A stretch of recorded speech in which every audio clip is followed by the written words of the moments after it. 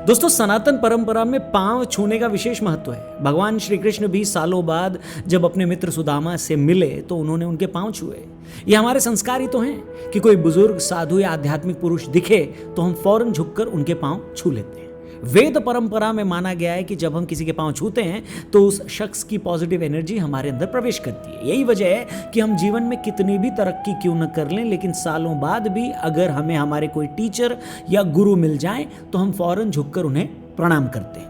फिर इस बात के कोई मायने नहीं रह जाते कि पांव छूने वाला आज कोई आईएएस अधिकारी है या कोई बड़ा सेलिब्रिटी। मायने बस ये रखता है कि अगर हमने किसी से कुछ सीखा है, अगर कोई सम्मानित है, अगर कोई पूजनीय है, अगर कोई बुजुर्ग है, तो हम झुककर उसे प्रणाम करेंगे। अपने करियर की तमाम ऊंचाइयों पर पहुंचने के बावजूद सचिन तेंदुलकर जब भी अपने गुरु रमाकांत आचरेकर जी से मिलते थे तो पांव छूकर ही उनका अभिवादन करते थे।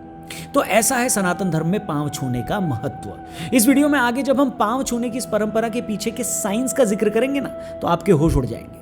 ये जानकर आप हैरान हो जाएंगे कि हमारे ऋषि मुनियों ने कैसे आज से सैकड़ों हजारों साल पहले इतनी सब बातें जान ली थी जो वेस्टर्न कंट्रीज सिर्फ 200-300 साल पहले ही जान पाया है। मगर अफसोस इस बात का है कि हमारे अपने ही देश में कुछ लोग पांव छूने वालों का मजाक बनाते हैं। भारत के सबसे बड़े सुपरस्टार रजनीकांत ने हाल ही में यूपी के मुख्यमंत्री योगी आदित्यनाथ जी के पांव छुए तो कुछ लोग सोशल मीडिया पर उबल पड़े।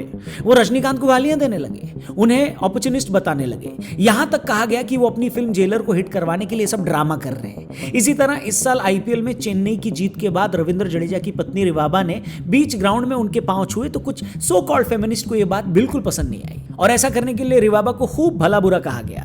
ऐसे में सवाल यह है कि इस तरह की बातों का विरोध करने वाले क्या अपनी ही सनातन परंपराओं से वाकिफ नहीं है? क्या वो इन परंपराओं के पीछे की वजह को नहीं जानते?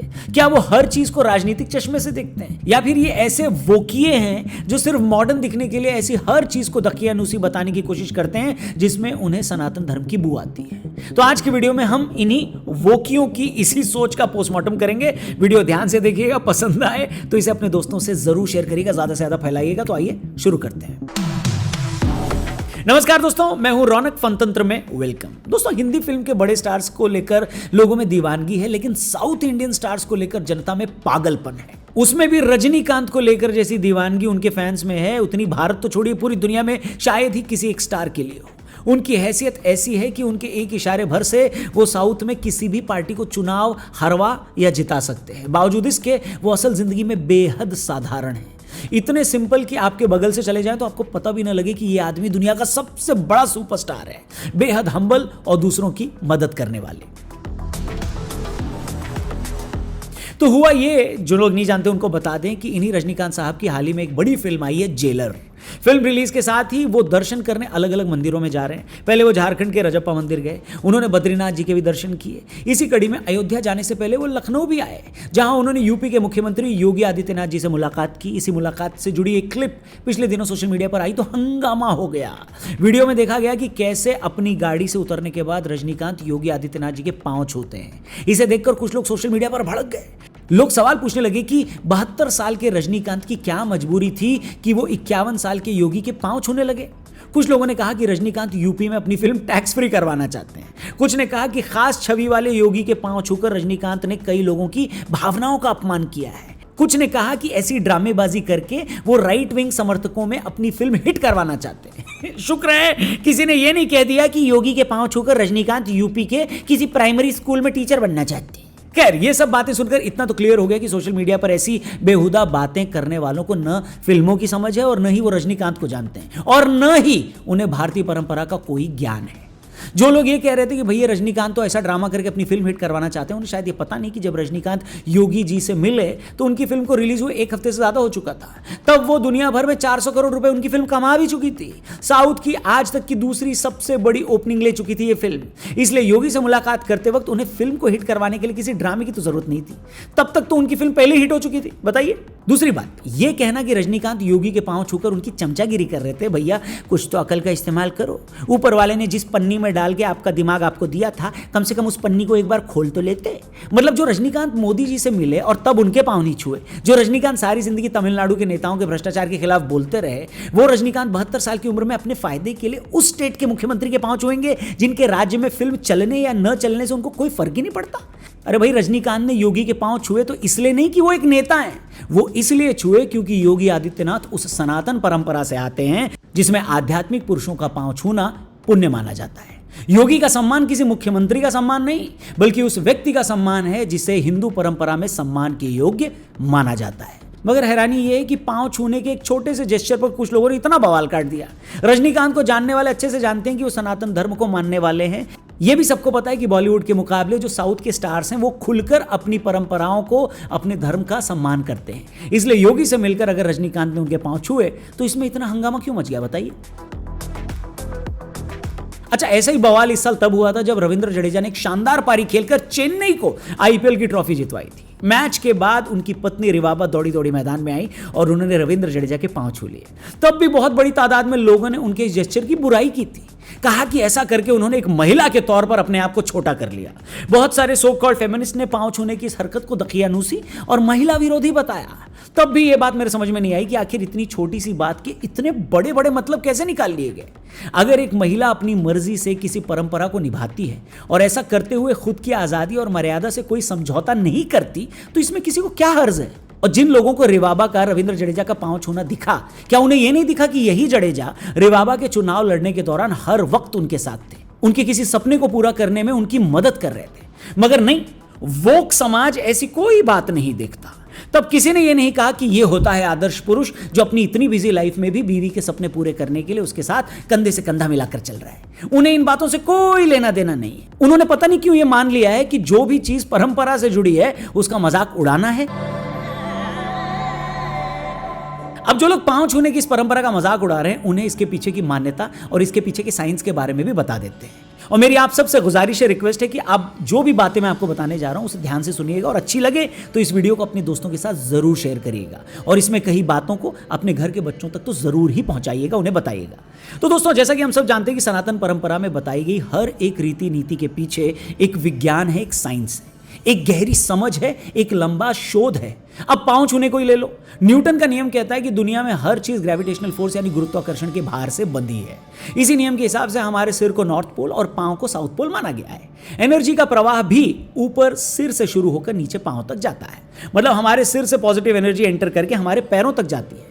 हमारे पांव में अनलिमिटेड एनर्जी होती है। यही वजह है कि जब हम किसी इंसान के पांव को टच करते हैं तो उसकी अनलिमिटेड एनर्जी को टच करते हैं। साथ ही यह भी माना जाता है कि पांव के अंगूठे से एनर्जी का संचार होता है। यही वजह है कि जब भी हम किसी इंसान के पांव को छूते हैं और जब वो हाथ से हमें आशीर्वाद देते हैं तो उनकी पॉजिटिव एनर्जी हम में आती है। यहां तक कि योग में भी पद शास्त्र का जिक्र है जो कहता है कि हमारे पांव के तलवों में एनर्जी के 7 चक्र होते हैं। अगर हमें पता हो कि इनका इस्तेमाल कैसे करना है तो हम अपने शरीर से बहुत सारी चीजें कर सकते हैं। मॉडर्न साइंस में इसे ही रिफ्लेक्सोलॉजी भी कहा जाता है।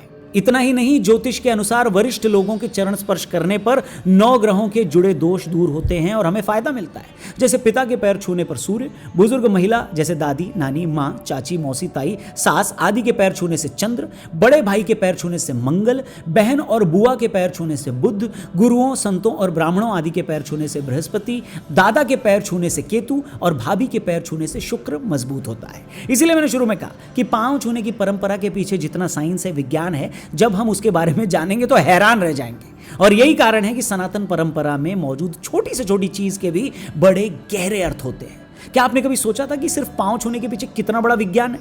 जी हाँ, मैं विज्ञान की बात कर रहा हूं। वो विज्ञान जो गुरुत्वाकर्षण की बात करता है, शरीर के चक्रों की बात करता है, हमारे प्लैनेटरी सिस्टम की बात करता है और हमारे शरीर में मौजूद ऊर्जा के प्रवाह की बात करता है। मगर क्या करें, हैरानी और दुख यह है कि जिन लोगों को ऐसी परंपरा के बारे में कुछ भी ज्ञान नहीं है, कोई जानकारी नहीं है, वो बिना इस बारे में जाने इसे दकियानूसी बताने लगते हैं। यह सच है कि चीजें सिर्फ पुरानी होने की वजह से पवित्र नहीं हो जाती, लेकिन यह भी उतना ही सच है कि चीजें परंपरा से जुड़ी होने के कारण दकियानूसी भी नहीं हो सकती। हिंदू समाज में बाल विवाह से लेकर सती प्रथा तक कई बुराइयां थी जिसे हमने बहुत पहले ही दूर कर लिया।